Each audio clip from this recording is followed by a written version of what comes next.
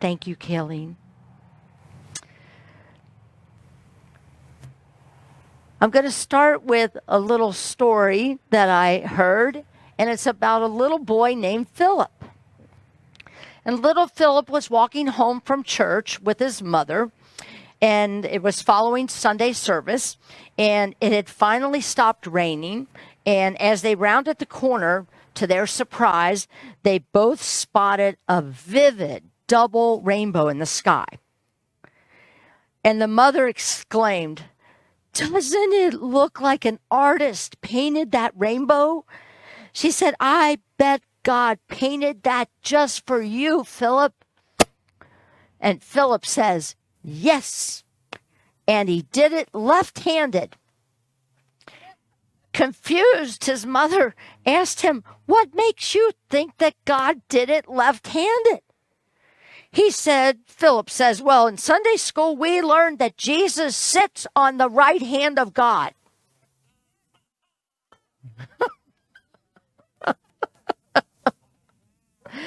Oh, that's a safe one you could tell your friends. Oh, I'm going to start out this talk with the affirmation for the week that you all received as you came on the grounds. And I believe Sandy's able to, and with the help of Tony, who also helps her through our technology, to put the affirmation of the week up on Facebook so you can have it. You, when you come here to Drive-In Church, the bonus is you get a paper copy. So I'm going to say it once, and then we'll say it twice together. The peace of God is within me now. No thing can disturb the calm peace of my soul. Ready? The peace of God is within me now. No thing can disturb the calm peace of my soul.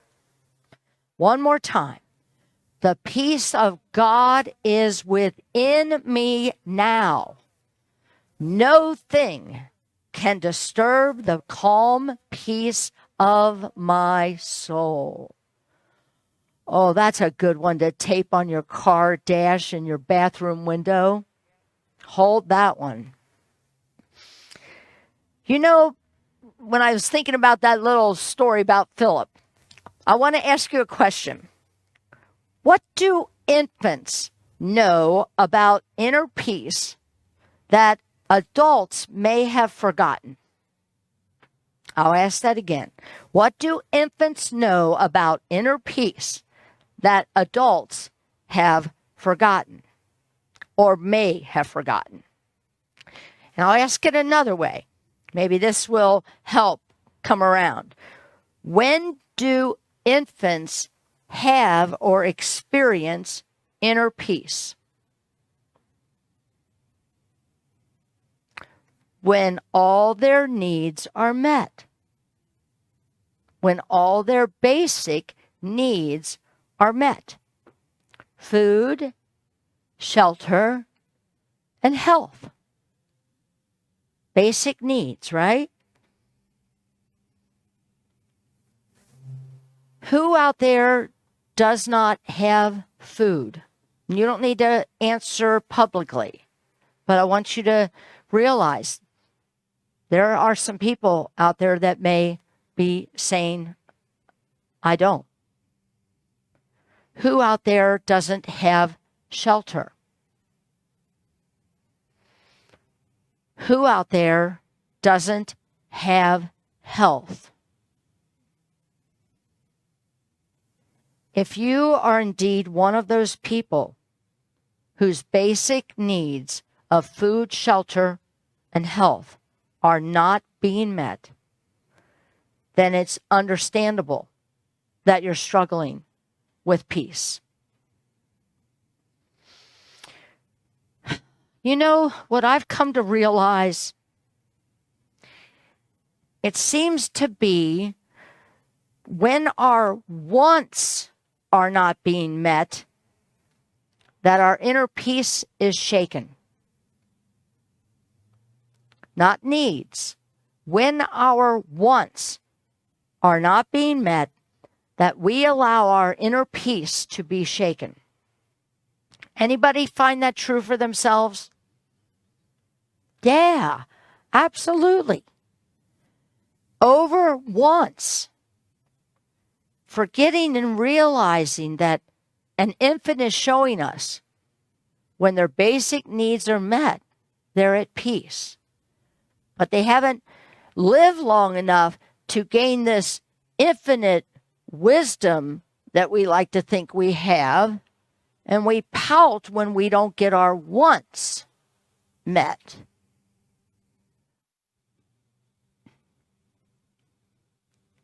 I'll give you an example. Funny example that just came to mind of when we had the cold temperatures. And I'm thinking that was this week, wasn't it?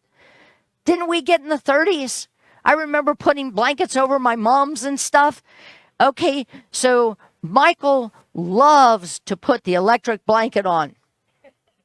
When it gets below 40, he wants the electric blanket on. I'm like, I don't want the electric blanket on. I do. I don't. It's as simple as that, isn't it? That we allow our peace to be shaken over, I didn't get what I want. One of us was not going to be happy. Here's what I've become aware of during this COVID-19 pandemic. And it's actually since it hit us hard back in March, when there became the stay-at-home mandate, unless you were considered essential.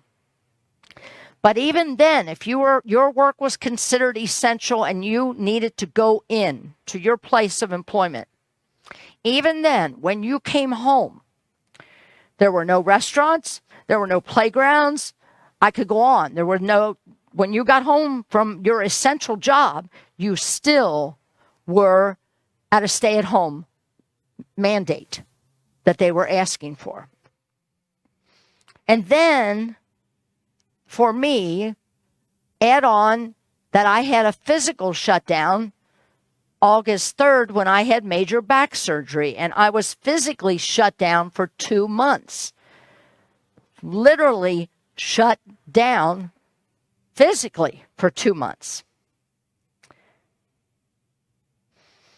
Here's my takeaway for today. We have all been given, since March, for sure, more time to go within. We all have been given the gift to see what's really important in our individual lives, as well as in our family lives. We've been given that. You know, I accidentally, as I was preparing, I want you to just think about that. I'll take that in for a moment. Because I don't think there's not a single person here that I've talked to, and I talk to a lot of our congregation on the phone, through texting. I'm much better on the phone. But I've talked to so many people who have slowed down. I talk to so many people that are cleaning clutter. They're realizing more and more what's important in their life versus what they thought was important in their life. So as I'm thinking about the talk for today, it's just, I love how I'm able to really now trust the universe. That if I haven't come up with something by Saturday morning, I just trust and I know that something will show up. It always does. Every now and then the universe really gives me a test, and I got nothing at 7 o'clock on Sunday morning. And still, something always shows up for me to be able to share with you. But I'm going to say maybe 3 days ago, I have a lot of pamphlets in my at home that are in a box because we moved and I still haven't unpacked because I don't have a home office yet.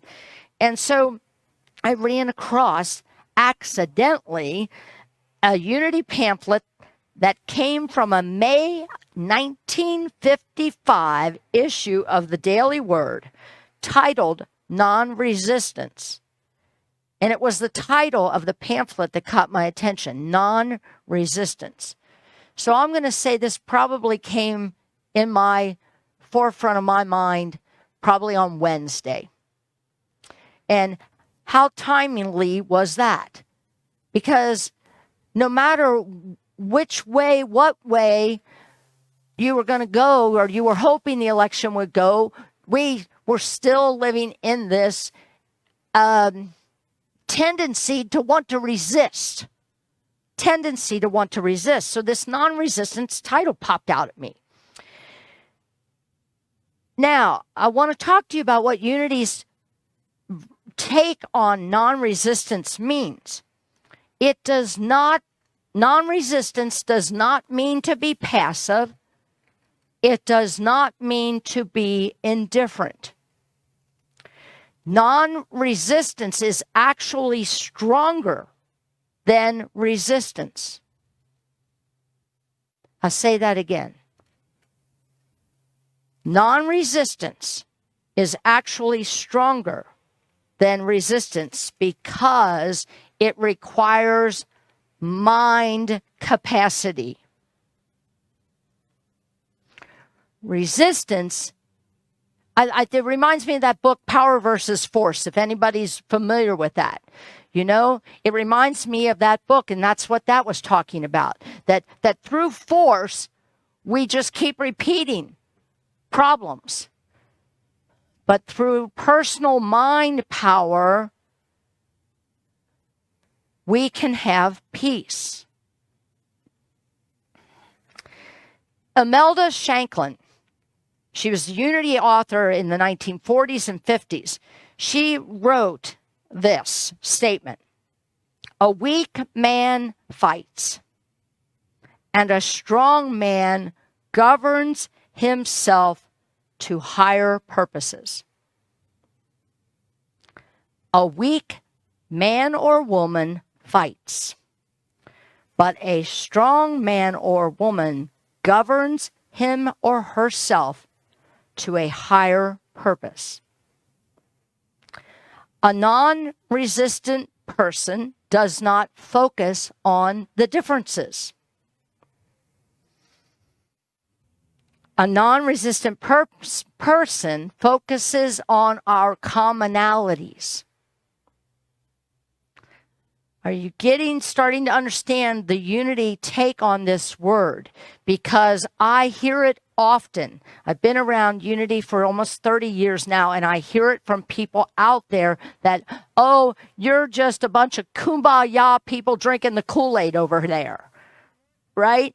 Because we do speak about non-resistance, but not non-resistance where you let people walk all over you. And like I just said, it is the power of our mind to choose whether to engage in the fight or to engage in oneness and find the commonality in the person who's showing up different than us.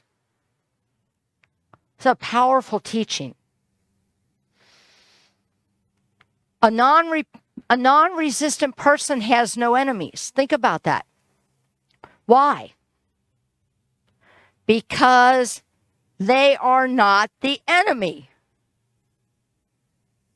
A non-resistant person has no enemies because they realize they or you're not the enemy. It's when we identify someone as the enemy, let the fight begin, right?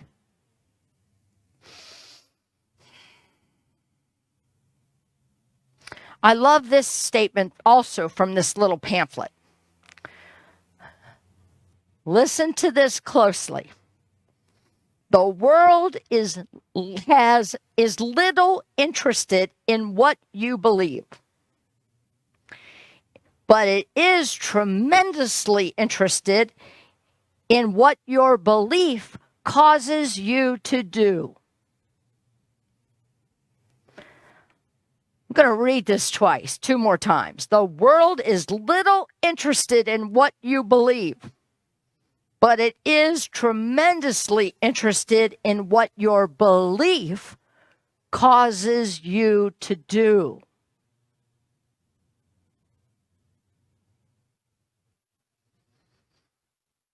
Breathe that one in. The world is little interest in what you believe, but it is tremendously interested in what your belief causes you to do or behave.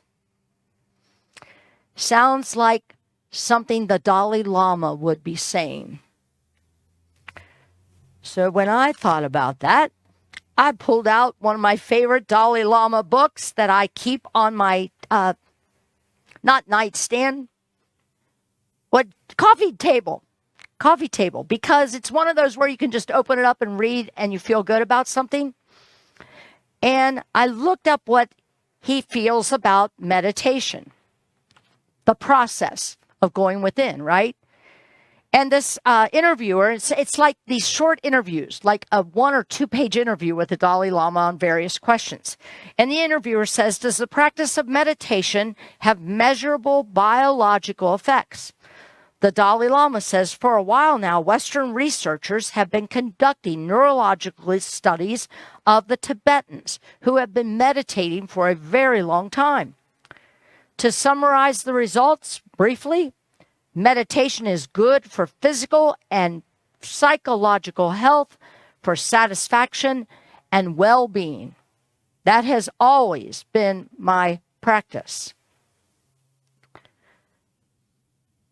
So then he says, how important is happiness for the development of secularized ethics? You can just shorten that and say, they're asking him, how important is happiness? Well, his response is, all 7 billion people want to be happy. We have the right to be, for we all live on the same planet, breathe the same air, eat from the same soil. Likewise, my future depends on other people, and other people's futures depend on mine. The climate catastrophe we are facing reminds us of this connection. Which of us could live alone in the desert? I ask that question to my audiences often when I talk around the world. If we encountered someone in the solitude of the desert, the last thing we would ask that person is, what is your religion or your community? Or what is your nationality? If I am alone in the desert, it doesn't matter much that I am His Holiness the Dalai Lama. It wouldn't help me whatsoever. And he laughs loudly. I can just see him with that belly laugh. Needless to say, I make mistakes too, he goes on. I eat too many sweets. So I'm in danger of being reincarnated as a bee. Again, he laughs from his belly. I am not a god. I am just one person out of a more than 7 billion. That's also why I never feel lonely. As a human being, my first ambition is to help other people. That's what true friendship and humanity are about. Relieving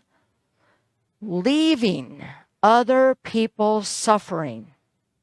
And that's why all religions preach love, tolerance, and forgiveness. Whether people accept religion is a question of their own personal attitudes and decisions. The goal of all religions is to make us better, happier people. He says, my Muslim friends tell me that violent Muslims are not real Muslims. Weapons cannot create true peace anywhere in the world. I find wars in the name of religion difficult to my stomach. And he goes on just a little bit further and says, without weapons, wars could not be engaged. Go within and be happy. Go within and be happy. Are you taking advantage of this time that we have been given on our planet to go within? I know many of you are. I know many of you are taking advantage of going to the woods more often or sitting out in your yard. I know for us, no matter how cold it gets, we build ourselves a little campfire at night and just sit outside around the campfire with our winter coats on and our gloves and seeing the stars and just watching a fire. Why is it so mesmerizing to sit around a fire? But it is. There's a meditative glow about that. And Michael and I don't have to say a word to each other. And then all of a sudden, one of us will see something magical. Like this week, we said, oh my gosh, there's a fire-breathing dragon in the fire. You know how logs can look at, and we're taking more time to do that. I find that the less time I spend on working, the more I'm getting done. I found that this back injury and the surgery have also given me time to awaken my soul more. So I'm not speaking from a pamphlet here. I'm speaking from experience. I truly feel that my soul is in a big expansion mode. And I feel that that could be an opportunity for each and every one of us. If we go within more and pay attention to that soul. And remember, I told it a couple weeks ago, if your soul, you go within and it feels constricted, you're not heading for a peace. But if that soul feels expanding, you are headed in the right and peaceful direction.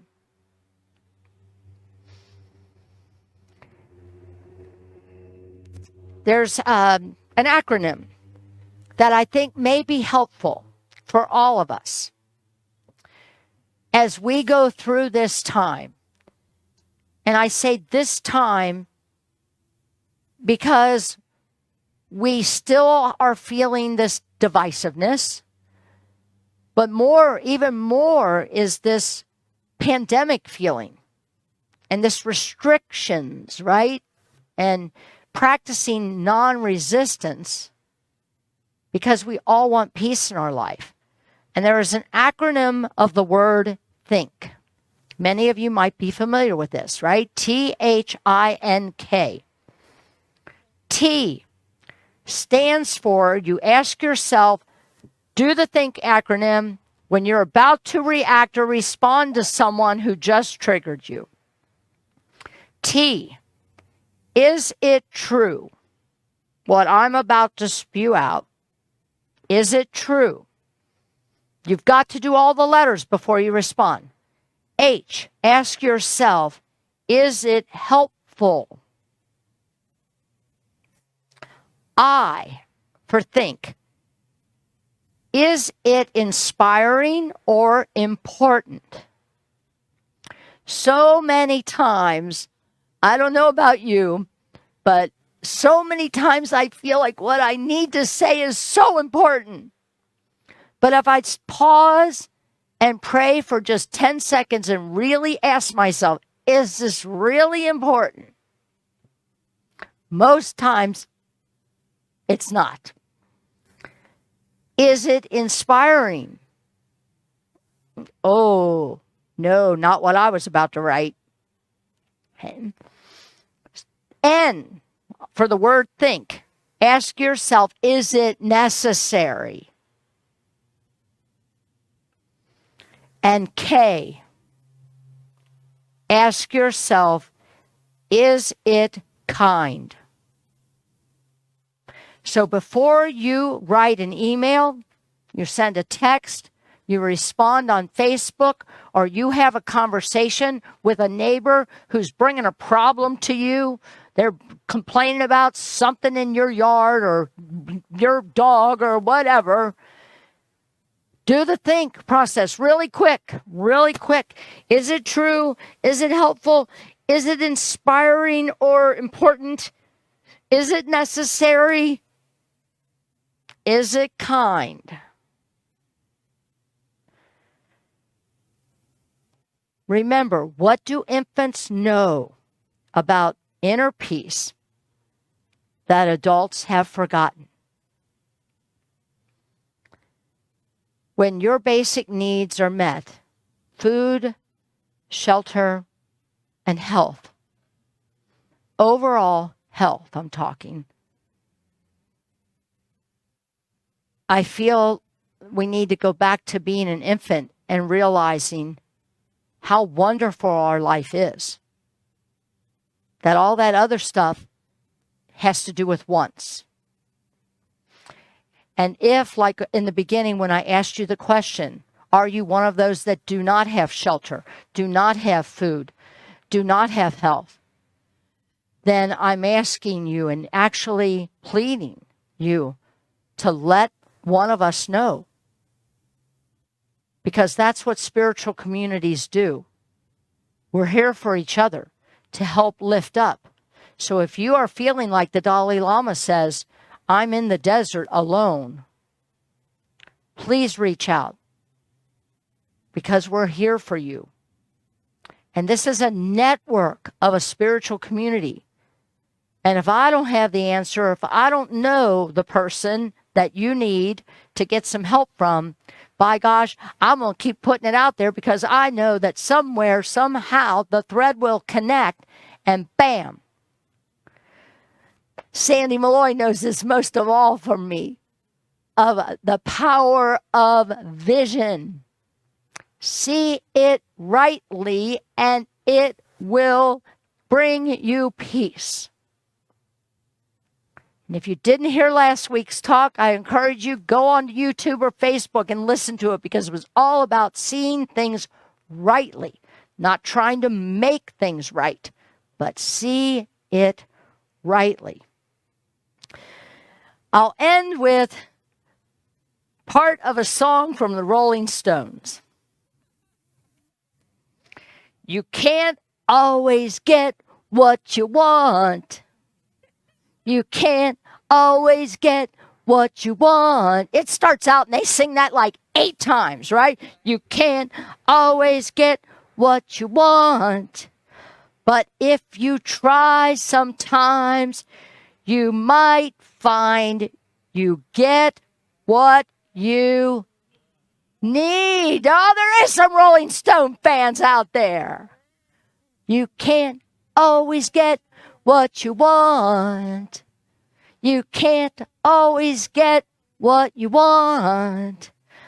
But if you try sometimes, you might find you get what you need. Amen. The affirmation, the peace of God is within me now. Right? No thing can disturb the calm peace of my soul. Namaste. That Christ presence in me, I cannot tell you, Facebook audience, how wonderful it is to look in these eyes right here on the grounds, that the Christ in me truly sees and honors that Christ presence in each And every one of you, namaste.